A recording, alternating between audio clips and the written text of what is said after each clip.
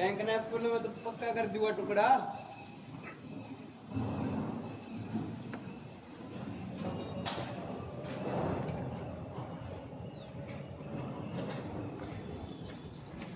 हाँ टैंक निकल में तो टुकड़ा पक्का करना होगा। टुकड़े तो दोनों पक्के कर लिया, एल्बो में भी और टैंक निकल में भी थोड़ा बड़ा रह गया टुकड़ा ने। ठीक है, बस ठीक है।